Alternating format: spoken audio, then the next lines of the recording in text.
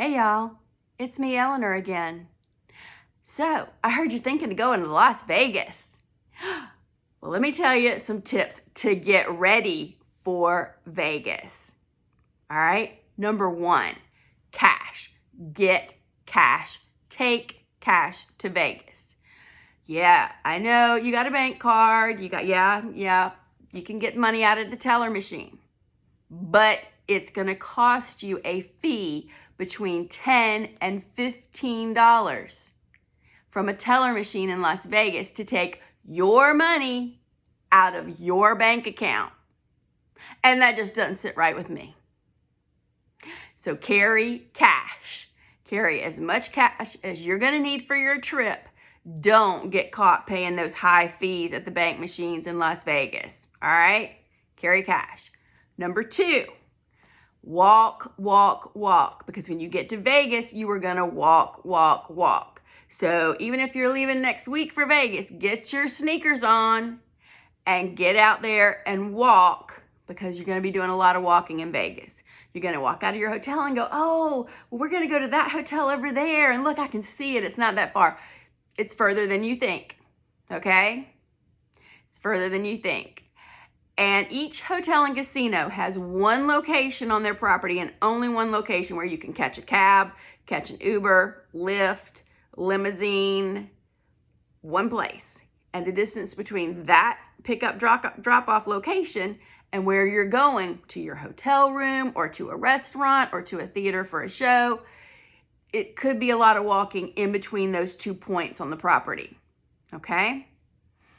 You're also going to want to maybe do some shopping, and those malls are huge, and there's so many of them. You're going to need to have some good stamina up to be up for that shopping, walking the strip, walking around downtown. It's a lot of walking. There's really nowhere to sit down unless you are gambling or you're in a restaurant eating or drinking.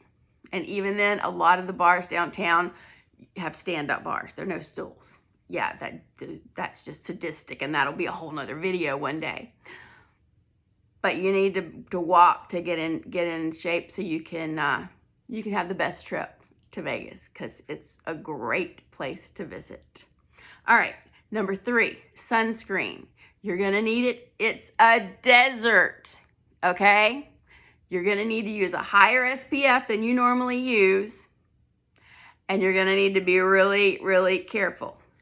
And if you want to buy your sunscreen in Las Vegas, you're going to pay $1 million, it's going to seem like, in one of the shops that are at your hotel or casino. If you venture out to CVS, to Walgreens, to Target on the Strip, you can get sunscreen there, and it's cheaper than you'll get at your hotel, but it's still more expensive than what you'll pay at home.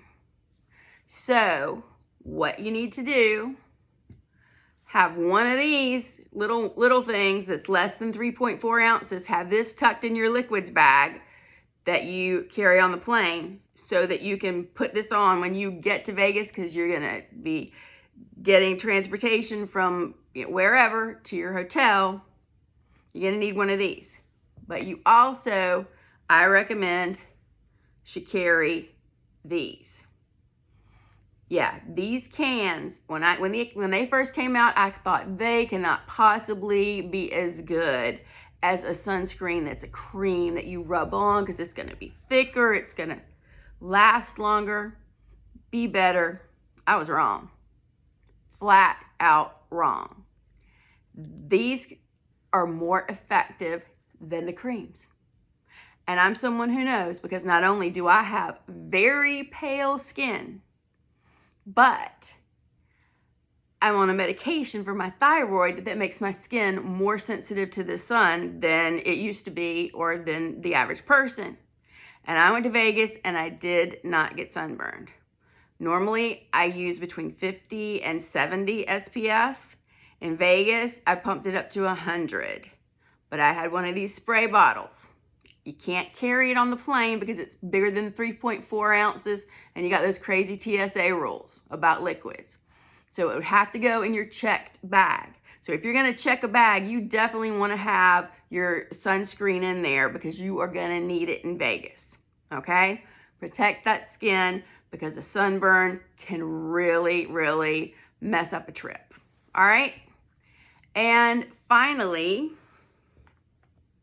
water.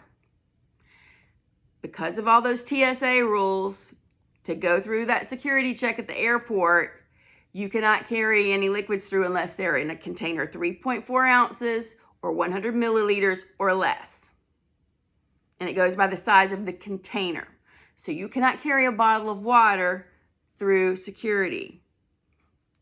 If you buy a bottle of water after you pass through security, you're going to be paying so much more for it.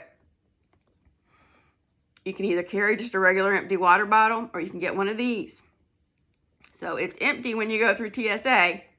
Then you find a water fountain after you go through, and you fill one of these, and this stretches out. Got it off Amazon. Or you can just use a regular water bottle.